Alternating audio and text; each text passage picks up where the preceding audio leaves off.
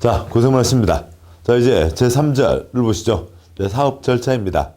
그리고 위에 있는 그림 보시다시피요. 그러니까 첫째 줄, 개발행위 하려면 허가를 받아야 되죠. 허가 신청서서 허가받고, 허가받은 다음에 개발행위를 하고, 그 다음에 허가받은 대로 했는지 검사, 그러니까 중공검사를 받게 됩니다. 둘째 줄이요. 건축 역시 마찬가지죠. 건축 허가 신청 넣어서 허가받은 다음에 건축을 하고, 그 다음에 허가받은 대로 했는지 검사, 마지막 공사 끝났음에 대한 검사, 건축법에서는 사용 승인이라고 합니다. 다음에요. 그 아래요. 그러니까 주택법 역시요. 그러니까 사업계획 승인 신청을 넣는 거죠. 한 번에 30만 이상을 하려면 그러니까 사업계획 승인을 받아야 됩니다. 그러니까 사업계획 승인 신청을 넣어서 그다음에 그러니까 승인을 할지 말지 100% 관청맘이라고 그랬죠. 뭐 줍지요, 못 지요 하는 겁니다. 그러니까 사업계획 승인이 떨어지면 그 다음에 그러니까 주택건설, 대조성 사업에 들어가게 되죠. 그 다음에요. 그러니까 사업을 하게 되면 사업은 승인받은 대로 해야 됩니다. 승인받은 대로 했는지, 어긴 거 있는지 없는지, 공사 끝났음에 대한 검사, 준공검사, 사용승인, 주택법에서는 사용검사라고 합니다. 내용은 똑같은데 그냥 말만 달리하고 있고요. 그 다음에요. 사업계획 승인 신청 한 번에 30만 이상이죠. 사업계획 승인이요.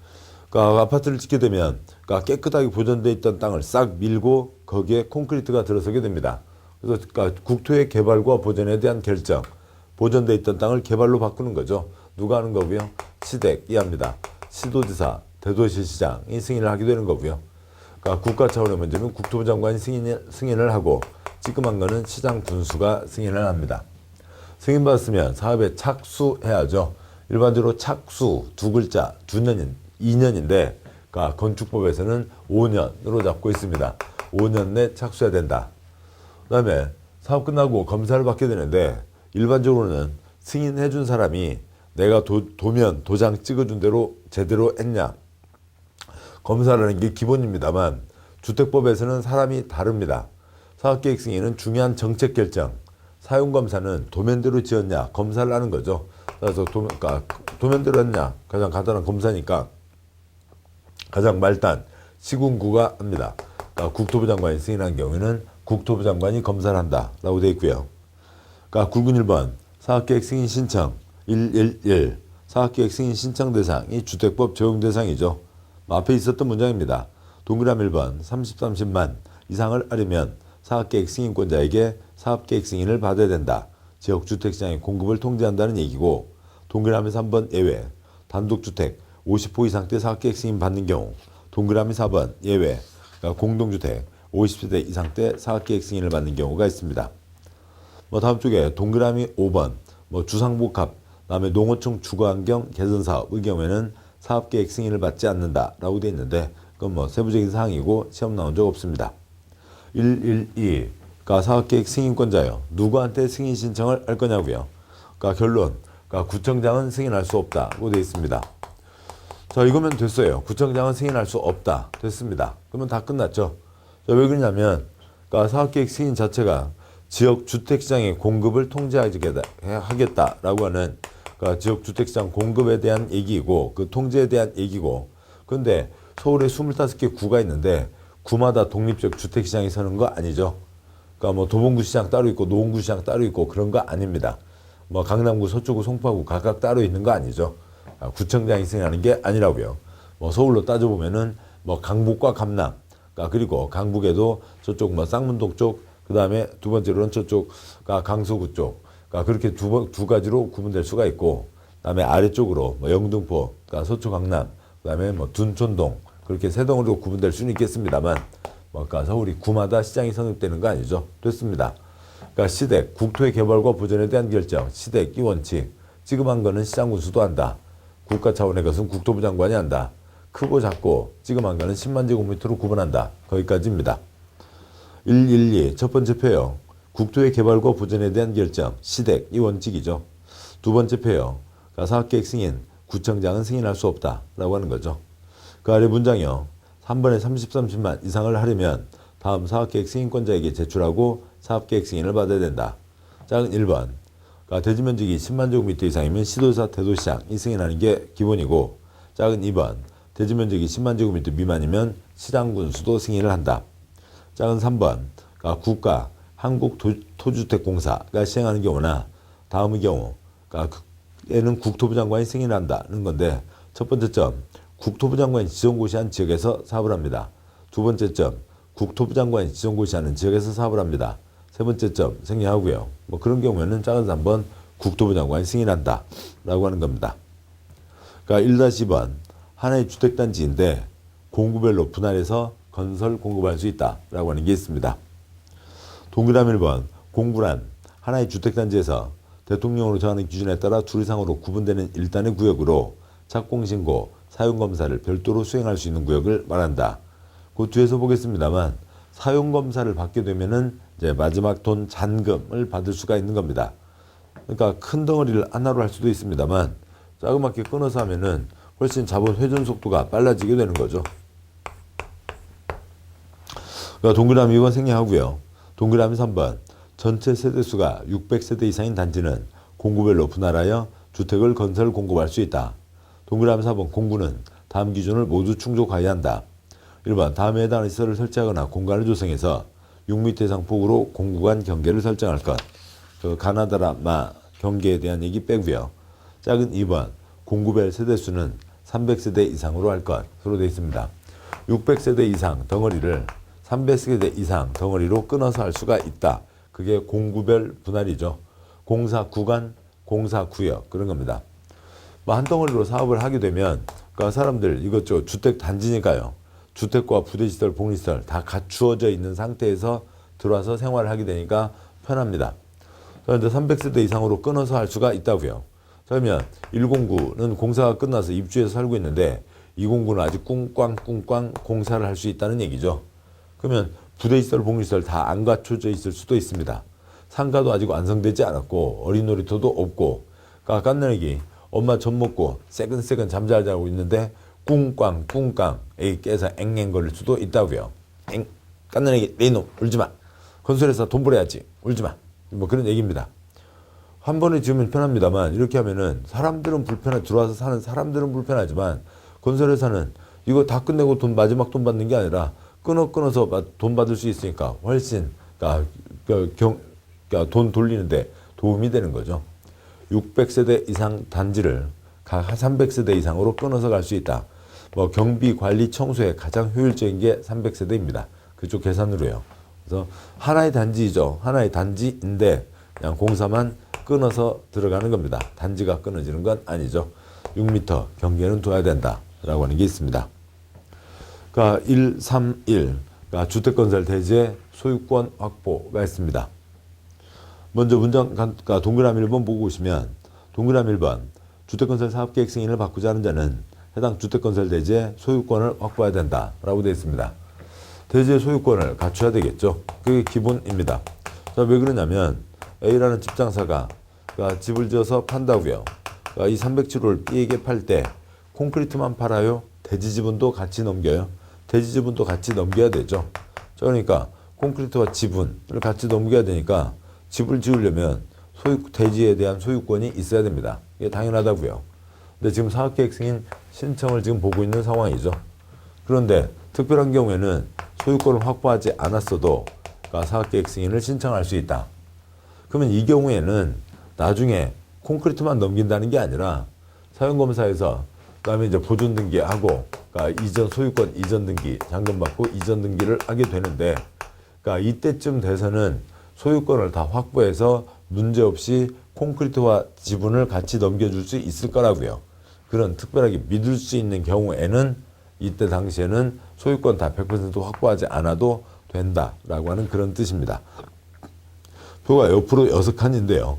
소유권 확보하지 않아도 된다. 그러니까 공적 주체는 문제없이 넘겨주겠죠. 믿을 수 있습니다. 세 번째 칸요. 지구단위 계획이 필요한 사업으로 주택조합의 경우로 그러니까 조합이 그러니까 95%의 소유권을 갖고 있으면 그러면 5% 미만 땅 그러니까 지금 95% 소유권을 확보했으니까 땅을 거의 다 사들였다는 거죠. 합리적 가격을 제시했으니까 다 땅 주인들이 판 겁니다. 그러니까 그런데 5% 미만 어느 누군가가 세게 버티고 있는 거죠. 그 사람 거 뺏을 수 있다라고 하는 거죠. 네 번째 줄, 그 사람 거에 대해서 매도 청구해서 소유권을 확보할 수 있다. 돈 주고 뺏을 수 있다. 너무 세게 버티시는데요. 아예 안 됩니다. 안 됩니다. 그건 내놓으세요. 내놓으세요. 뺏을 수 있다라고 하는 거죠. 매도 청구할 수 있다라고 하는 겁니다. 그다음에요. 그러니까 네 번째 칸 사업 주체가 100% 사용 권한을 갖고 있습니다. 100% 사용 권한을 갖고 있으면 그 땅은 사업 주체 마음대로 사용하는 거예요. 그러니까 집장사는 그 땅에 대해서 사용할 수가 없죠. 수익과 처분만 가능합니다. 땅 갖고 있으니까 재산세 내야죠.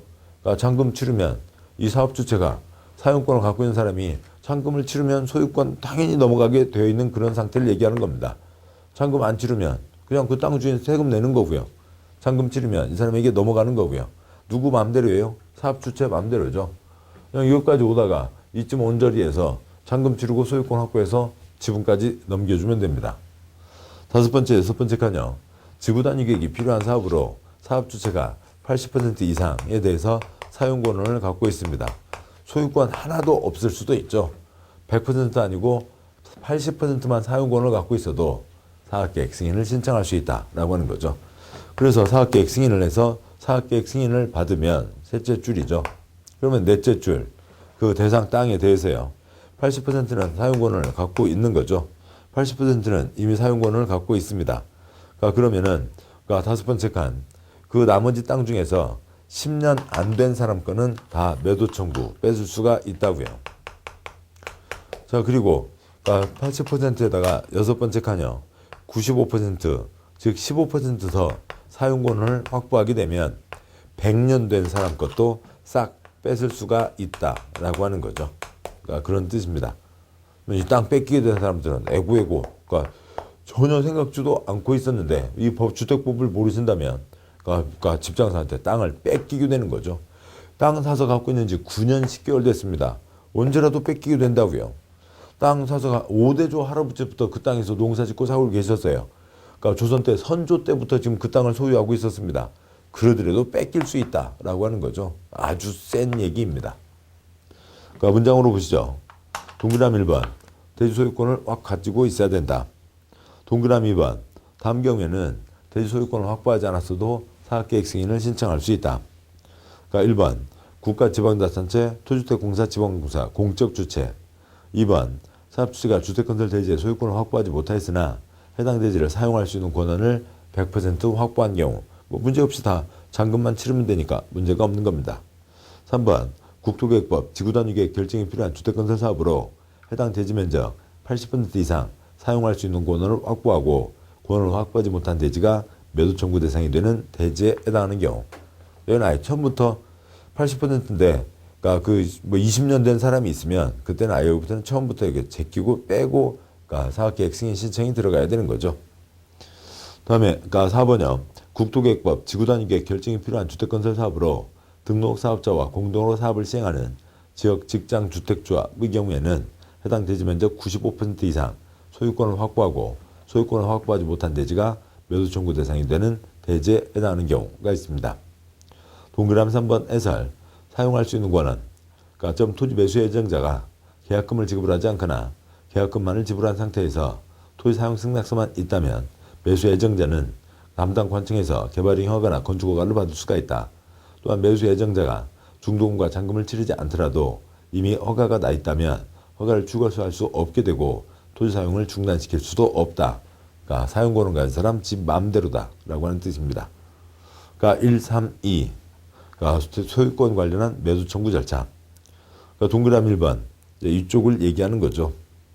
지구단위계획 결정이 필요한 주택건설 사업으로 대지 면적 80% 이상 사용할 수 있는 권한을 확보하여 사업계획 승인 신청할 수 있었죠. 그래서 사업계획 승인을 받은 사업주체는 다음 각호에 따라 해당 주택건설 대지 중 사용할 수 있는 권한을 확보하지 못한 대지 소유자에게 대지를 시가로 매도할 것을 청구할 수 있다.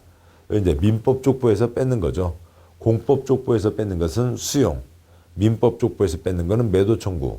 민법족보니까 시장가격, 시가로 매도 청구를 하는 겁니다. 작은 1번, 주택건설 대지 면적 중 95% 이상에 대해서 사용권을 확보한 경우에는 사용권을 확보하지 못한 대지의 모든 소유자에게 매도 청구가 가능하고요. 200년 된 사람 것도 뺏을 수가 있고. 작은 2번, 1호 외의 경우, 즉 80%만 갖고 있는 상태에서 95%는 못 채웠다고요. 그 경우에는 사용권을 확보하지 못한 대지의 소유자 중 지구단위계획구역 결정고시일 10년 이전에 해당 대지의 소유권을 취소해서 계속 보유하고 있는 자, 즉 10년도 넘게 보유하고 있는 자를 제외한 소유자에게 매도 청구할 수 있다. 10년 안 된 사람 거는 싹 뺏을 수 있다. 동그라미 2번, 이 경우 매도 청구 대상이 되는 대지 소유자와 3개월 이상 협의하여야 되고, 동그라미 4번, 법 규정에 따라 사업계획 승인을 받은 사업주체는 해당 주택건설 대지 중 사용할 수 있는 권을 확보하지 못한 대지 소유자가 있는 곳을 확인하기가 현저히 곤란한 경우에는 전국적으로 배포되는 둘 이상 신문에 2차례 이상 공고하고, 공고한 날부터 30일 이상 지났을 때는 유규정에 따른 매도 청구 대상 대지로 본다. 이 땅 주인들은 땅 뺏기는 게 뭐 황당하고 억울하고 화가 나겠죠. 그래서 3개월 이상 협의해야 된다. 그럼 협의를 안 하고 도망 다닙니다. 피해 다닌다고요. 뭐 그러면은 협의를 해야 된다. 고 돼 있으니까 협의가 안 되면 못 산다. 그러면 이제 이제 그렇게 돼 있었다고요. 예전에는요. 그러니까 이제 사업 주체들이 건설회사가 동그라미 4번을 만든 거죠. 만약 이 사람들 도망 다니면 신문에 광고 내면 그러니까 돈 주고 안 받으면 법원에다 맡기고 뺏어간다는 얘기입니다. 동그라미 5번 생략하죠. 여기까지 사업계획 승인 신청과 관련된 내용이었고, 주택건설 때 대지 소유권 확보해야 된다. 소유권 확보하지 않았을 때 매도 청구 3가지 내용이 있었습니다. 자, 계속하시죠. 그 다음에 굵은 2번 사업계획 승인이 있습니다. 2-1번 동그라미 1번 사업계획 승인권자는 사업계획 승인 신청을 받은 때에는 정당한 사유가 없는 한 신청을 받은 날부터 60일 이내에 사업주체에게 승인 여부를 통보해야 한다. 신청 들어왔으면 우리 동네 집 남아 못 지어. 우리 동네 그래 집 못 지어. 집 지어. 집 지어. 못 지어. 그거 60일 안에 결정을 하라고요. 통보해야 된다. 동그라미 2, 3, 4 생략합니다. 그러니까 2-2번요. 사업계획 승인 취소. 동그라미 1번 사업계획 승인 채권자는 다음 경우 사업계획 승인을 취소할 수 있다고 되어 있습니다. 그러니까 취소할 수 있다는 거죠. 공법에 취소해야 된다. 딱 2번입니다. 건축법 1년 내 착수하지 않거나 완료 불가능 때 허가를 취소해야 된다. 농지법 조치명령 위반 때 허가를 취소해야 된다. 2가지입니다. 그거 말고 나머지는 허가를 취소할 수 있다가 되는 거죠. 다음 쪽 가세요. 굵은 3번 승인받았으면 사업에 착수하게 되겠죠. 3-7번 사업 착수 시한 사업계획 승인을 받은 사업주는 승인받은 사업계획대로 사업을 해야 된다. 당연한 얘기고, 동그라미 2번 사업주체는 다음 구분에 따라 공사를 시작해야 한다. 1번 사업계획 승인을 받은 경우에는 승인받은 날부터 5년 이내에 착수해야 된다. 2-1번 공구별 분할 공사를 하는 경우 최초로 공사를 진행하는 공구는 승인받은 날부터 5년 이내에 착수해야 되고, 2-10번 공구별 분할하는 경우 최초로 공사를 진행하는 공구 외의 공구에서는 해당 주택단지에 대한 최초 착공 신고일부터 2년 이내에 착수해야 된다고 되어 있습니다. 사업에 착수해야 되는 거죠.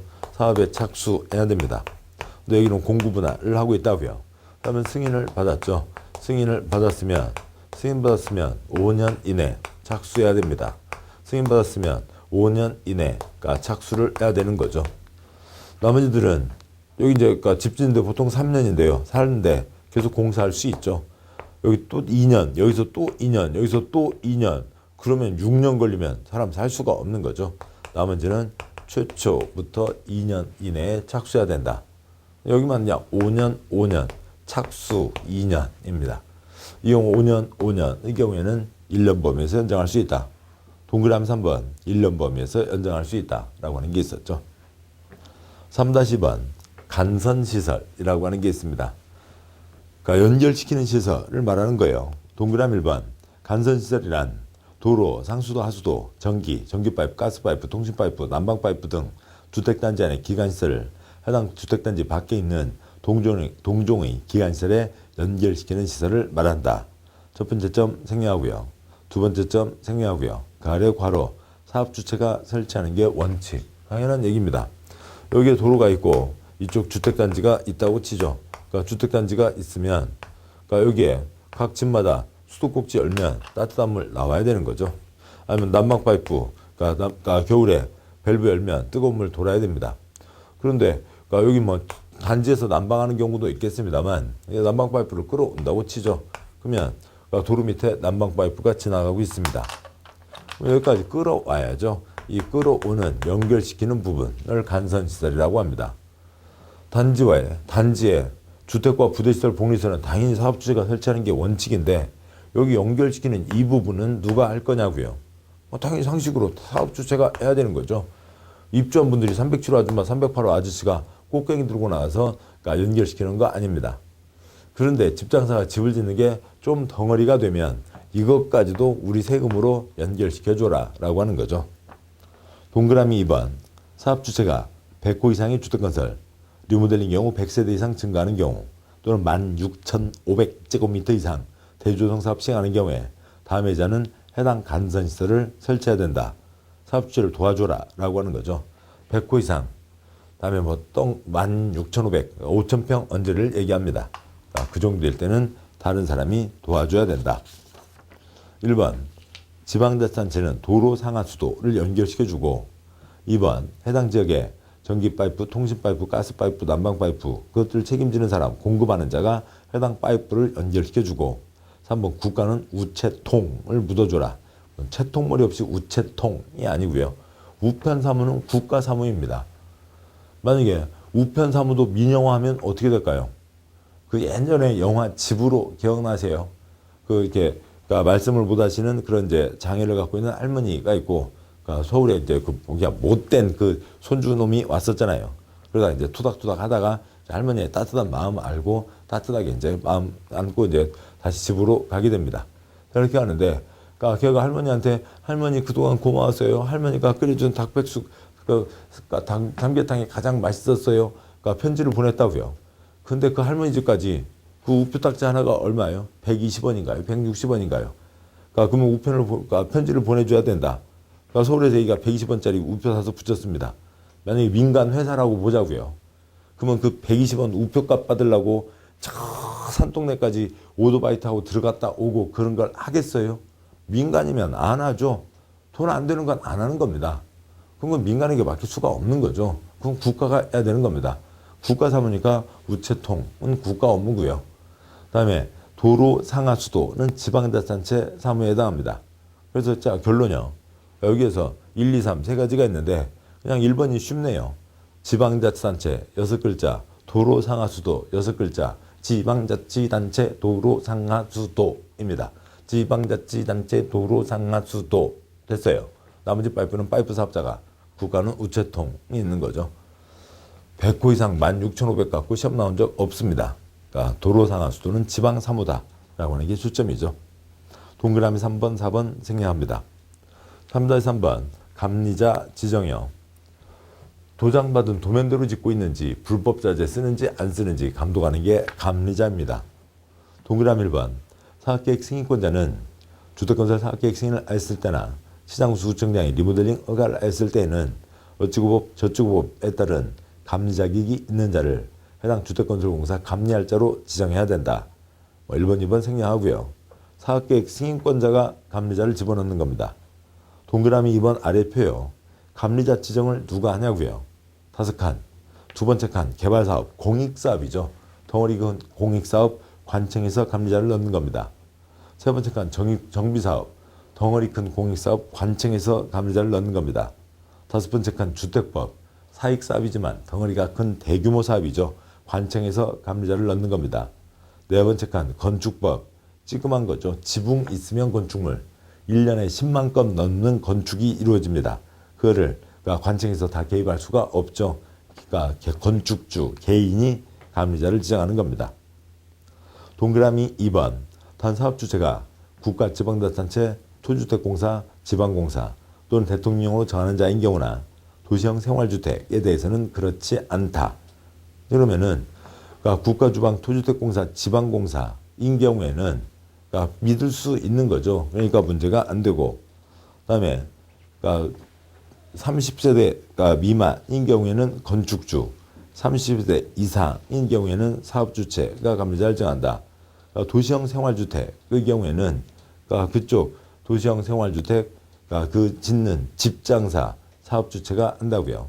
30세 미만이면 건축법인 거죠. 그래서 건축주나 사업주체, 그 집장사가 감리자를 정한다. 개인이 감리자를 정한다라고 하는 겁니다. 자, 여기까지를 보셨고, 3-4번 뭐 공적 주체가 국민주택 건설할 때 수용 사용할 수 있다라고 하는 건데 3-4번과 3-5번을 전체 연결한 그러니까 전체를 요약한 표입니다. 표가 4줄인데요. 그 4줄에서 그것들을 구분하셔야 됩니다. 첫 3줄은 국민주택입니다. 국민주택을 짓는데요. 그 국민주택을 그러니까 공적 주체가 지을 때에만 수용 사용할 수 있다는 거고요. 둘째 줄은요. 국민주택을 짓겠다고 하면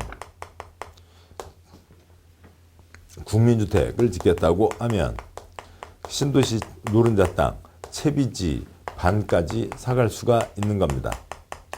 셋째 줄이요. 국민주택 짓겠다고 하면 공짜로 복사할 수가 있습니다. 다음에요. 그러니까 지금한 집 85제곱미터 이하요. 국민주택은 당연히 85 이하인 거죠. 그리고 민영주택이라 하더라도 85 이하. 지금한 집을 반 이상 짓겠다. 지금한 집 많이 짓겠다. 좋은 일인 거죠. 또 아니면 주택조합이 집을 짓겠다. 좋은 일입니다. 그러면 국가나 지방 땅을 먼저 잡을 수가 있다고요. 성격이 다른 겁니다. 국민주택에 대한 3가지 혜택 조항이 있고 다음에 다른 게 있고 이것을 구분하는 게 초점입니다. 3-4 문장 보시죠. 동그라미 1번 공적 주체란 국가지방토주택공사 지방공사를 얘기합니다. 동그라미 2번 공적 주체는 타인 토지 출입 등을 할 수 있다는 얘기고 동그라미 3번 공적 주체가 국민주택 건설하거나 국민주택 건설하기 위한 대지를 조성하는 경우에 토지 등을 수용, 사용할 수 있다라고 되어 있습니다. 공적 주체도 국민주택 지을 때만 수용할 수 있는 거죠. 주택법은 애당초 사익사업 수용이 안 되는 거니까요. 동그라미가 거기까지 보셨고 점점 생략하고요. 3-5번 국민주택 중에 또 다른 혜택 조항이 있습니다. 동그라미 1번 사업주체가 국민주택 용지로 사용하기 위해서 환지방식 도시개발사업 시행자에게 채비지 매각을 요구한 경우 도시개발사업 시행자는 채비지 면적 2분의 1 범위에서 이를 우선적으로 사업주체에게 매각할 수 있다. 국민주택 짓겠다. 그러면 신도시 노른자 땅 개발사업 환지방식의 비용으로 교체할 땅 채비지가 있죠. 그것의 반을 사갈 수가 있다. 채비지 양도가격은 감정평가업자가 감정평가한 감정가격을 기준으로 한다. 단 임대주택 건설하는 경우 등 몇 가지 경우에는 조성 원가를 기준으로 할 수도 있다. 감정가격 기준이죠. 이게 조성 원가로 하게 되면 그게 원칙이 되면 이쪽 개발사업 조합원들에게 피해를 주는 거죠. 감정가격 원칙 예외적으로 조성 원가를 할 수 있는 경우도 있다.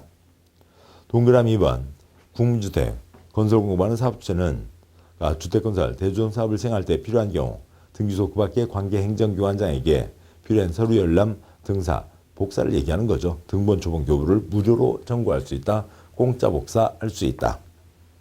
동그라미 3번 국가나 지방은 그가 소유하는 토지를 매각 임대할 때 다음 목적으로 매수 임차를 원하는 자가 있으면 그에게 우선적으로 그 토지를 매각 임대할 수 있다. 1번 국민주택 규모 작은 집 얘기하는 거죠. 85제곱미터 이하 주택을 반 이상 건설하는 주택건설과 대조성. 2번 주택조합이 건설하는 주택과 대조성 때요.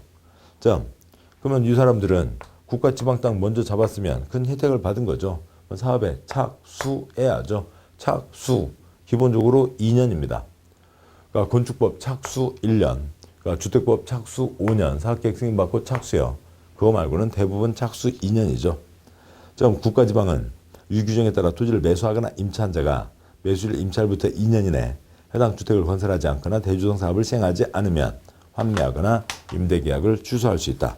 왜 가져갔어? 내놔. 뺏을 수 있다는 얘기죠. 다음 쪽에요. 4번 사용검사가 있습니다. 공사 끝났음에 대한 검사를 받게 되는 거죠. 이제 사용검사입니다. 먼저요. 표가 2개의 표가 있는데 첫 번째요. 어지간한 경우에 부분검사 다 됩니다.